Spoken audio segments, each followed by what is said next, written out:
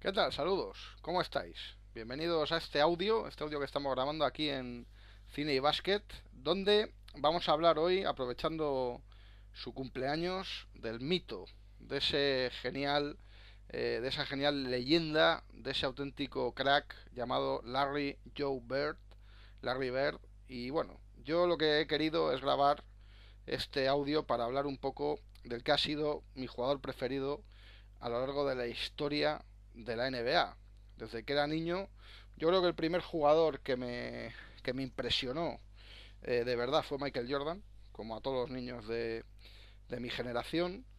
Pero luego ver a este señor, a este Larry Bird, un jugador al que cuando pues yo digamos que empecé a ver de una manera asidua la NBA, pues era un jugador que llamaba la atención, primero por ser blanco, en una liga en la que la mayor parte de los jugadores eran de raza negra, porque hay que decir que hace 20 años, 25 años, ni que decir ya 30 años, era muy raro ver jugadores, bueno, europeos, nada, o sea, era imposible por el tema de las licencias, del profesionalismo, etcétera. Y luego, pues sí que es cierto que había muchos jugadores de raza blanca, aunque muchos de ellos pues eran jugadores no muy destacados, ¿no? Entonces, claro, ver de repente a un jugador pues que físicamente daba la sensación de que estaba muy por debajo de sus rivales, como era Larry Bird, pues llamaba la atención verle dominar como dominaba la cancha, ¿no? Porque siempre se decía eso de es lento, no salta, no puede correr, etcétera, pero es el mejor jugador, ¿no? de la liga. Es un poco aquello de Lola Flores, ¿no? Cuando decían no sabe cantar, no sabe bailar, pero no se la pierdan, ¿no? O algo así, cuando la presentaron en un concierto en el Madison. Pues de Larry Bird, ¿qué puedo decir, no? Yo en este audio, que no va a ser un audio demasiado largo, quiero comentar pues un poco lo que ha sido, pues eso, recuerdos de cuando yo era niño, de ver los partidos de Larry Bird, de verle que era un jugador que me llamaba muchísimo la atención, verle sobre todo esa parte final en los años principios de los 90, donde ya era un jugador muy veterano y donde se quedaba uno alucinado de verle con esa facilidad tan complicada, ¿no? Como siempre decía Ramón Trecet en las narraciones, aquello de la difícil facilidad, ¿no?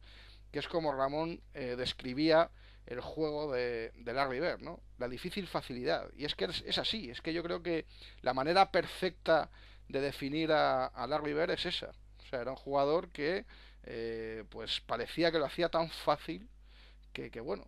Luego sí que es cierto que en el programa Cerca de las Estrellas, en aquellos míticos partidos que se emitían al principio los viernes por la noche, había muchos invitados y yo recuerdo, no, lo que no recuerdo exactamente es quién fue el que lo comentó, pero hubo uno de los invitados, que creo que era un entrenador o algo así, que decía, si tú quitas a todos los jugadores de la pista y solamente ves a Larry Bird, a lo mejor solamente viéndolo a él, sin ver a ninguno más, dices, bueno, pues no parece tanto, ¿no?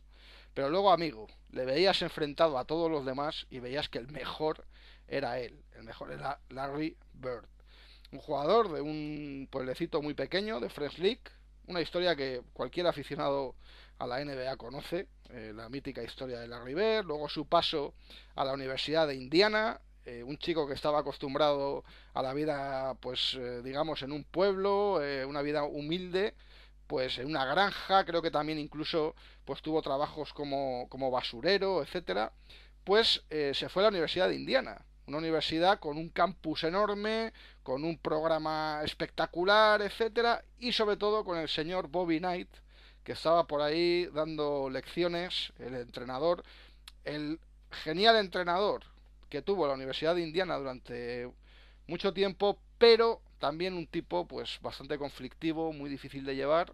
Larry Bird parece ser que no lo soportó, abandonó esa Universidad de Indiana, que era, por así decir, la universidad fuerte del estado, por encima de Purdue y tal, y se fue a la minúscula Universidad de Indiana State, una universidad minúscula, a la que, pues bueno, tenía un campus más pequeñito, una vida un poco más tranquila, y donde Larry, pues digamos que estuvo sus años universitarios en dicho college, ¿no? Donde, por cierto, pues llegó nada menos que a la final.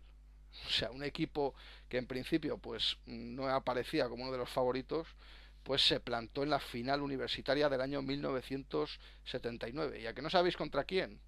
Pues contra Magic Johnson.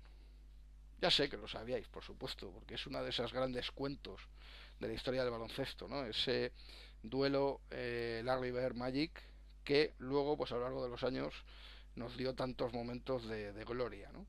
Y Larry Bird llegaba en 1979 a unos Celtics que estaban en un proceso, podríamos decir, pues un poco de reconstrucción, ¿no? Porque había jugadores que ya eran muy veteranos, estaba Dave Cowens, estaba dando los últimos coletazos John Ondo Havlicek, Ondo, ya que sabéis que aquí nos gusta tanto el cine como el baloncesto, y lo de Ondo a Havlicek, pues hay alguien que no lo sabe, le viene por un personaje de John Wayne, un personaje de una serie de vaqueros, por supuesto, el personaje, la serie Ondo, y pues ese nombre le viene a Havlicek. No recuerdo exactamente si era una serie o una película, creo que era una miniserie, creo recordar, estoy hablando totalmente de memoria.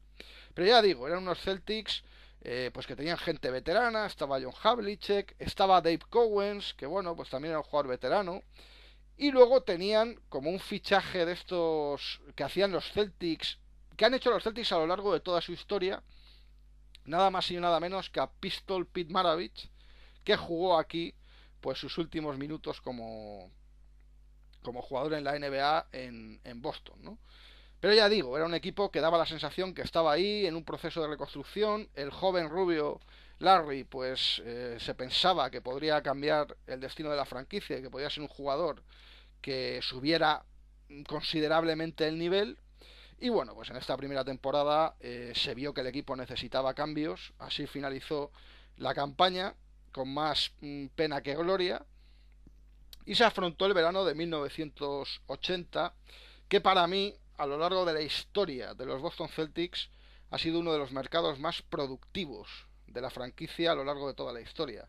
Y es que aquí llega Robert Parrish y llega Kevin McHale, en una operación absolutamente maravillosa del crack Red Auerbach, que era directivo en ese momento, general manager de los Celtics, que en una operación en la que manda a Joe Barry Carroll a los Golden State Warriors, Boston tenía esa elección, y lo manda a cambio del número 3 de ese draft, que fue Kevin McHale, y de Robert Parrish, que era un pívot sólido y un pívot ya destacado en aquellos años en Golden State. Evidentemente era un pívot destacado, pero no tanto se pensaba como luego pues lo que fue Robert Parrish a lo largo de los, yo qué sé, de los 200 años que jugó en la NBA, ¿no?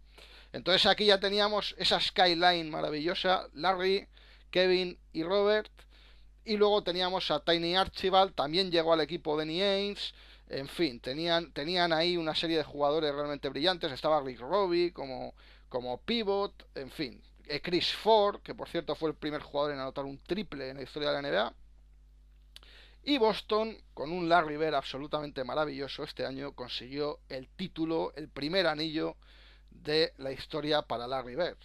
El año anterior, el 80, lo ganó Magic. Así que ya sabéis, Magic 80, Bird 81. Una final, por cierto, maravillosa. Yo es una de esas finales que tengo guardada aquí en mi colección como oro en paño. Esa final Boston-Houston del año 81. Es una final que me encanta. Porque Houston fue una gran sorpresa. Houston creo que llegó con un récord, pues creo que perdió más partidos de los que ganó en temporada regular. Lo que pasa es que un jovencísimo Mo Malone pues llegó en un momento absolutamente formidable. Luego tenían también pues a Rudy Tomjanovich, que era un jugador veterano. Tenían a Calvin Murphy, John Lucas, Willoughby, que fue este jugador que tanto prometía y luego se quedó ahí. Pero bueno, tenía un buen equipo Houston, pero Boston hizo una gran temporada y los Celtics se proclamaron campeones en esta temporada 80-81. Los dos años siguientes, el año 81 y el año 82, incluso el año 83, de esas plantillas que tuvo Boston, el gran problema fue el tema del base. Porque ya Tiny Archibald, digamos que estaba en las últimas, era un jugador que ya prácticamente se iba a retirar.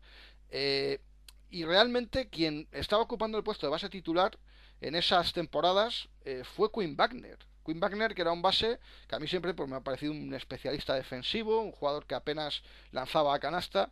Y Wagner era el base titular de esos Celtics de la temporada, pues creo que el 82 y 83. Esos años Boston no consigue llegar a la final de la NBA, cae ante Milwaukee Bucks y cae ante Filadelfia, ante los Sixers del Dr. J, y sobre todo para los seguidores de Boston, ese gran asesino que era, entre comillas, por supuesto, Andrew Toney, al que se le bautizó como el estrangulador de Boston, porque Andrew Toney, que para muchos especialistas, entre ellos Danny Ainge, que jugó contra él y era el encargado de defenderle, pues junto a Michael Jordan, Andrew Toney tenía el mejor primer paso de la historia de la NBA. Era un jugador maravilloso. Es una de esas estrellas desconocidas, Andrew Toney, pero que a Boston pues nos crujía. Siempre que juega contra nosotros nos crujía. De hecho, yo uno de los equipos más impresionantes que he conocido en mi vida fueron los los Sixers de la temporada 82-83. Ese mítico quinteto: Mo Cheeks, Andrew Toney, Julius Erving, Mark Jabaroni y Mo Malone.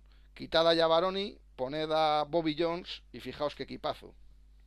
Bueno, pues los Sixers nos dejaban fuera, Milwaukee también, hasta que en el verano del 83 los Celtics fichan a Dennis Johnson. Y entonces ya ahí tenemos el quinteto mítico: Dennis Johnson, Danny Ainge, Larry Bird, Kevin McHale y Robert Parrish. Kevin McHale, que al comienzo de su carrera solía salir desde el banquillo, etcétera. En esa temporada 83-84, para mí, se produce la mejor final de la historia de la NBA hasta el día de hoy. La primera final en la que se enfrentan Lakers y Celtics en los años 80. Hay que decir que en el año 80 gana Lakers el título, en el 81 lo gana Boston, en el 82 lo gana Lakers, en el 83 lo gana Filadelfia, y en el 84 se medían los Boston Celtics y los Lakers por primera vez en una final. Por primera vez Larry Bird se enfrentaría a Magic en la final. Y Larry Bird quería la revancha. De hecho, en esta final Larry Bird tenía los ojos inyectados en sangre. Pero los Lakers tenían una plantilla absolutamente espectacular. O sea, los Lakers tenían Magic Johnson, Michael Cooper, James Worthy, Bob McAdoo, Jamal Wilkes, etcétera. Y en ese primer partido de la final, los Lakers arrasan el Boston Garden, ganan, dan un puñetazo encima de la mesa. La final coge un tono dramático para Boston, pero en el segundo partido los seguidores de los Celtics se acordarán que el duende, el Leprechaun, hace acto de presencia en el Garden, y ese mítico robo de Gerald Henderson a James Worthy hace que los Celtics empaten la eliminatoria a 1. La serie viaja a Los Ángeles. En el tercer partido los Lakers nos meten una paliza impresionante. Yo es que ya sabéis que soy seguidor de Boston. Nos dan un baño espectacular. Y el cuarto partido es absolutamente memorable. Es un partido que se decide con una canasta de Larry Bird al final y un robo de Robert Parrish. Hay un robo de Robert Parrish que es absolutamente colosal. O sea, ver un duelo Robert Parrish-Karim, imaginaos. Y Larry Bird es que era un asesino. Nosotros en Cine y Básquet, mi amigo Miguel Gutiérrez, que como sabéis es el que hace los especiales en Twitter y tal, él ya lo ha puesto alguna vez en Twitter, eso de que para nosotros Larry Bird es el Clint Eastwood de la NBA, ¿no? Pues tal cual. O sea, es realmente tal cual. O sea, es el tipo que llegó allí y llegó y no le tiembla la mano, y realmente pues en esta final lo demostró. Esta final llega a 7 partidos y esto es baloncesto puro y duro. Esto es una serie, esto es una final mítica, esto es épico, legendario, memorable. Esta final del año 84 en la que Larry Bird se toma la revancha ante Magic, le gana en el primer enfrentamiento en la final, pero al final, cuando se saludan, por así decir, yo creo que se miran y sin decirse nada, se están diciendo: amigo mío, no será la última vez que nos veamos. Y efectivamente, al año siguiente, en el año 85, ese mítico año en el que llegan a la liga Michael Jordan, Charles Barkley, Hakeem Olajuwon, Sam Perkins, etcétera, etcétera, etcétera, porque llegan multitud de jugadores. Vuelven a verse en la final los Lakers y los Celtics. En esta final hay un partido absolutamente épico de Wedman. Scott Wedman, un suplente, bueno, un jugador que había sido estrella de los Kansas City Kings a principios de los años 80, pues hace un partido perfecto. Lo mete todo en tiros, creo que 15 de 15, o algo, una auténtica salvajada. Pero esa final, Lakers, yo creo que Lakers tenía una rotación más amplia que Boston. Boston se había reforzado con Ray Williams, que era una escolta que venía de los Knicks. Creo que además luego pasó entre medias por algún equipo más. El caso es que Ray Williams pues tampoco aportó demasiado. Y yo creo que Lakers, es que Lakers tenía una rotación de 9 tíos impresionantes, ¿no? En uno de estos partidos de la final se cuenta la anécdota de que Larry Bird, alguien informa a los Celtics de que hay una amenaza de muerte, así tal y como lo oís, que parece que es bastante seria, hacia Larry Bird. Si juega uno de los partidos de la final, pues Larry Bird decide jugar ese partido. Y además creo que hace un buen partido.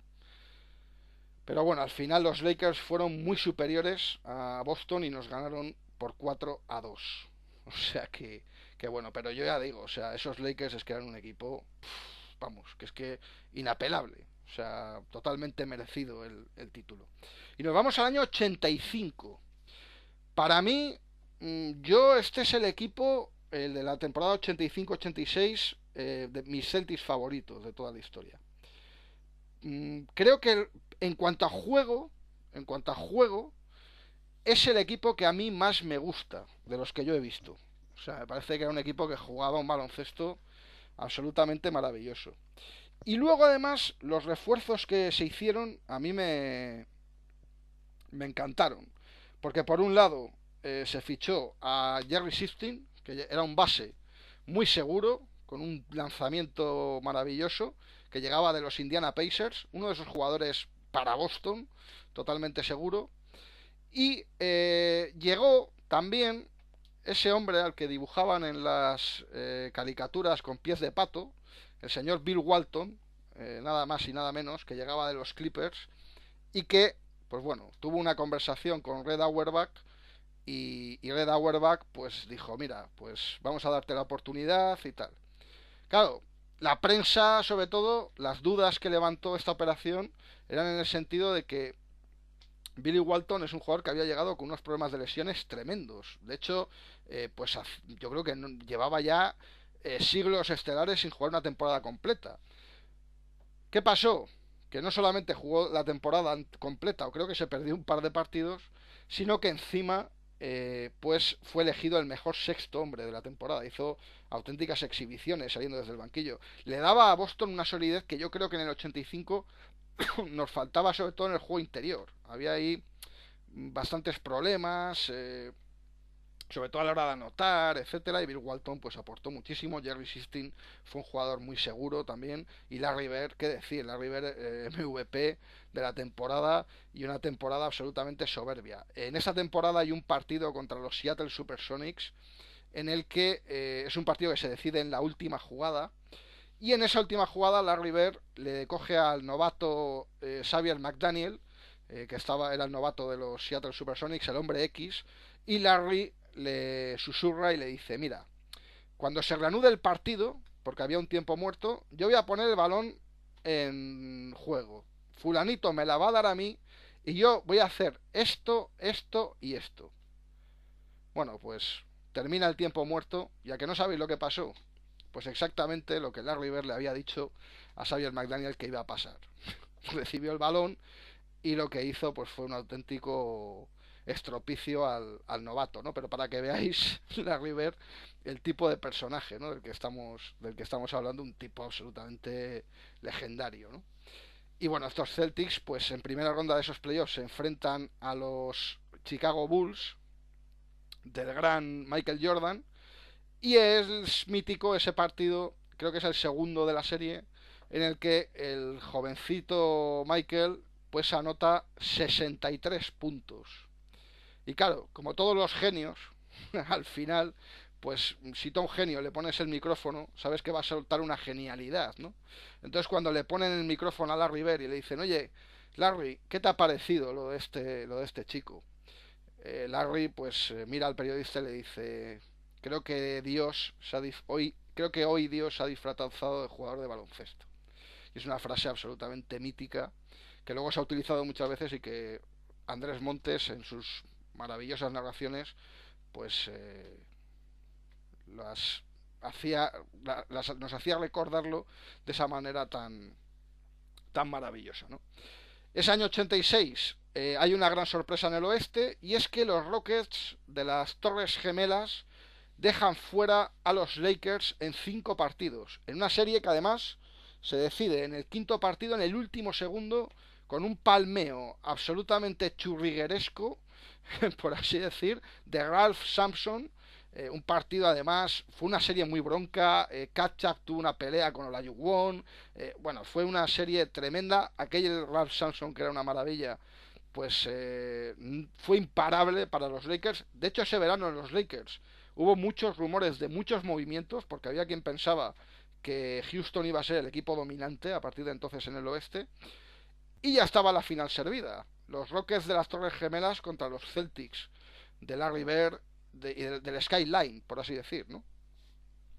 Y en esa final, pues Boston, que era el mejor equipo de la temporada, solamente una derrota en toda la temporada en casa, habían tenido los Celtics, que fue en un partido creo que contra Filadelfia, precisamente, pues en esa final Boston ganó por 4-2.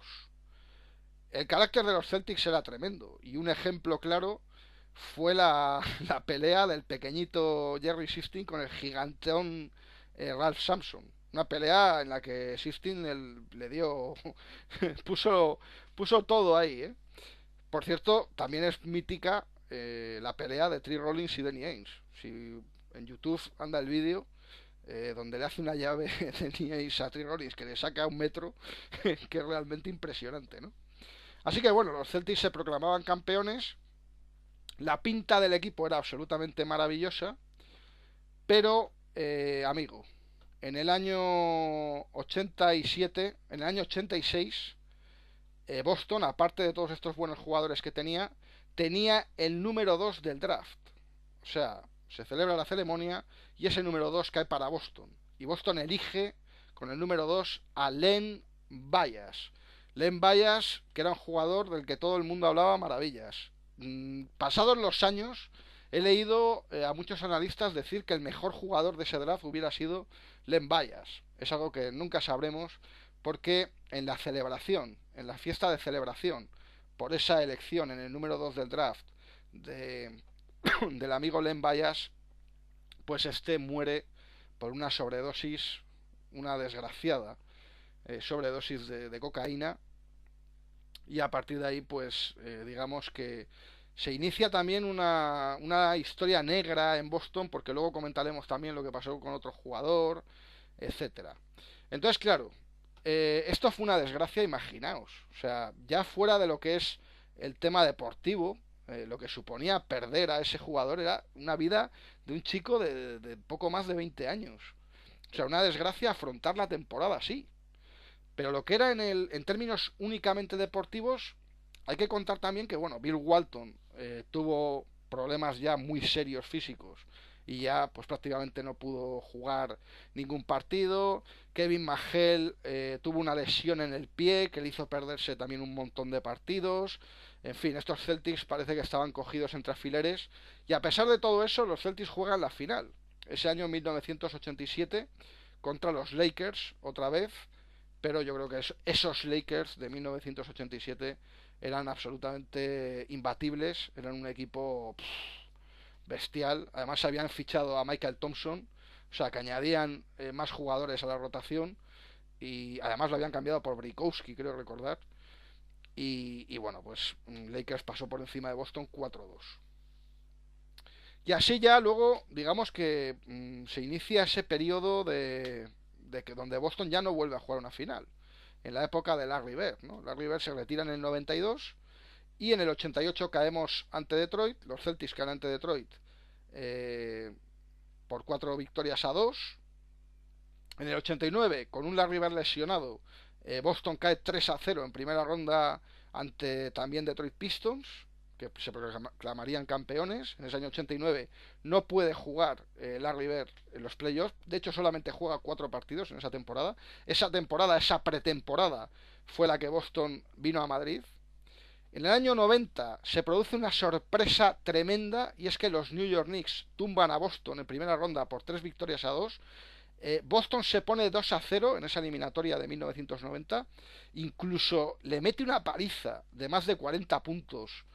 Boston, la prensa de Nueva York, imaginaos, o sea, salían chispas de los periódicos, de las páginas, porque, bueno, críticas de todo tipo. Pues Nueva York levantó esa eliminatoria y ganó 3-2 a Boston, incluyendo un triplazo de Patrick Ewing en el quinto partido. En el año 91, Boston, yo creo que se hacen buenos fichajes, buenos movimientos. Kevin Gamble llega, por ejemplo, que era un chico joven, había estado años antes, pero aquí se le da la oportunidad. Vuelve de Europa Valerian Shaw. Tienen a un jovencísimo Dee Brown que gana el concurso de mates. Pues Boston cae en semifinales de conferencia ante Detroit Pistons. Detroit, que luego caería a su vez ante Chicago. Y la última temporada de Larry Bird, Boston cae en semifinales de conferencia por 4 victorias a 3 ante Cleveland Cavaliers. Unos Cleveland Cavaliers en los que estaban Larry Nance, Mark Price, Brad Daugherty, Craig Gillow, John Horrod Williams, etcétera. Un equipo que tenía suplentes muy físicos, sobre todo John Williams, Larry Nance, etcétera.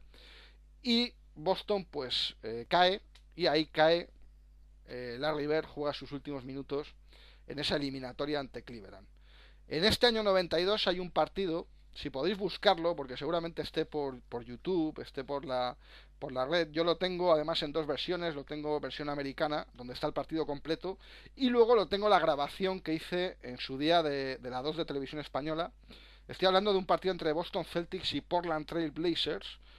Portland Trail Blazers, que jugó la final de ese año 1992.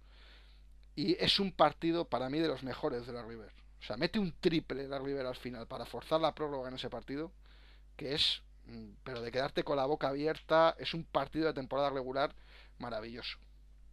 Y bueno, ¿qué decir del personaje, no? ¿Qué decir de Larry Bird aquí en este capítulo homenaje que le estamos haciendo hoy? Pues bueno, podemos contar alguna anécdota, ¿no? Alguna cosa curiosa. Por ejemplo, la de aquel concurso de triples, ¿no? Del año 88, cuando tenía que anotar el último lanzamiento, porque si no ganaba Dale Ellis. Y cuando el balón estaba en el aire, Larry Bird se gira y levanta el dedo, proclamándose campeón sin que el balón todavía haya entrado, porque él ya sabía que iba a entrar. Y como él mismo decía en los concursos a sus rivales, ¿quién de vosotros va a quedar segundo? Hemos contado la anécdota de Xavier McDaniel. En el año 90, en la temporada 89-90, en unos Celtics bastante convulsos, Larry Bird parece que tuvo bastantes enfrentamientos también con el entrenador, sobre todo con el banquillo. A Larry Bird le molestaba muchísimo que los suplentes no animaran. O sea, que los suplentes pues no agitaran las toallas y no animaran continuamente, ¿no? Larry Bird siempre tuvo en muy alta estima, por ejemplo, a Emil Carr. Emil Carr, que era pues un jugador que a principios de los 80 jugaba poco, y bueno, sobre todo se hizo famoso pues por agitar la toalla, ¿no? En el banquillo de Boston. Pero Larry Bird, pues en el año 90 cargaba contra los jóvenes diciendo que no tenían sangre. Luego, ¿qué decir de sus duelos con Chuck Person, que son absolutamente mitológicos? El del año 91 en playoff. Yo esa eliminatoria es que me encanta. La eliminatoria del año 91, Indiana-Boston, que gana Boston 3-2. Creo que es en el quinto partido, sí. En el quinto partido, Larry Bird tiene que abandonar la cancha porque se cae con toda la cara en el parquet. Se le hincha el pómulo. Tiene que abandonar la cancha porque el golpe fue tremendo, le deformó casi una parte de la cara. Vuelve Larry Bird, vuelve a la cancha y destroza a los Pacers.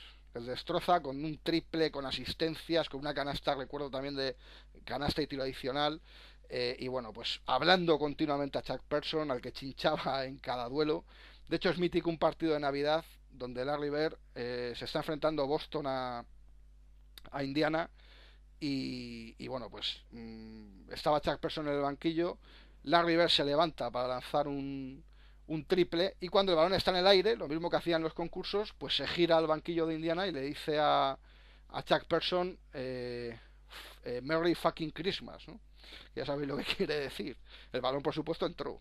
Y luego, qué decir también de ese duelo contra Chuck Person, se conoce que oye, le sacaba de quicio, ¿no? A Larry Bird tener enfrente a Chuck Person, pues hubo un partido en el que Chuck Person metió 3 o 4 canastas seguidas delante de la cara de Larry Bird, le hizo un gesto, Chuck Person a Larry Bird le dijo algo así como no me puedes parar o algo así. Chuck Person era muy de hablar en cancha y entonces Larry Bird se acerca al entrenador de los Pacers, que no recuerdo quién era en ese momento, si era Versace o Bob Hill, y le dice sácalo ahora mismo de la cancha o os destrozo.